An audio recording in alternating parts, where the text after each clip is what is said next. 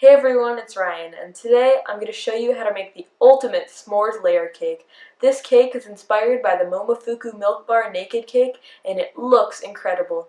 Make sure to hit the subscribe button down below for more weekly recipe videos. Let's get baking! The first thing you'll need to do is bake one batch of my chocolate cake batter in a 9x13 pan. I'll leave a link to this recipe in the description below. Bake this cake at 350 for 25 to 30 minutes. While that's baking, let's make the marshmallow frosting. First, combine 1/4 teaspoon of cream of tartar with 1 1/4 cups of sugar. Now mix together 4 egg whites, the sugar mixture, and 1/4 cup of water. Once those ingredients are thoroughly mixed, place them over a pot of simmering water. Keep on stirring that until all the sugar has dissolved. To test that, rub the mixture between your fingers, and if you don't feel any sugar, you can move on to the next step. Now transfer the mixture to the bowl of a stand mixer and whip it up for 7 minutes.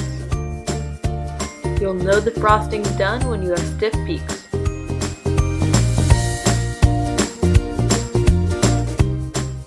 To check if the cake is baked, stick a toothpick in the center of the cake, and if it comes out clean, the cake is done.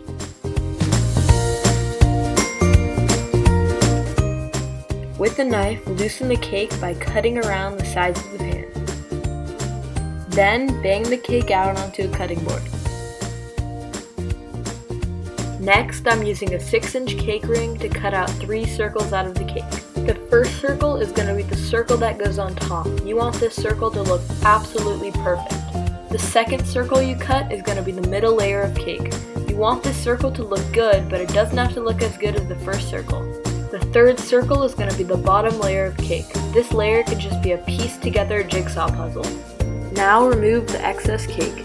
Make sure not to throw this away because you might need it for later when we layer the cake.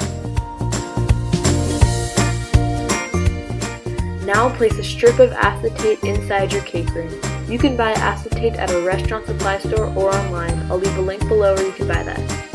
To start, put down your first layer of cake. If you have a gap in the center of your cake, just fill it in with the cake scraps from before. Now scoop on some chocolate frosting. To ensure that you have the same amount of frosting in between each layer, use an ice cream scoop to measure out the frosting. Now sprinkle on some crushed graham crackers. To crush these, just put them in a Ziploc bag and smack it with a rolling pin. Now spread on the marshmallow frosting that we made earlier. Make sure not to let the marshmallow frosting mix with the chocolate frosting. Place on the second layer of cake and repeat this process until you get to the top.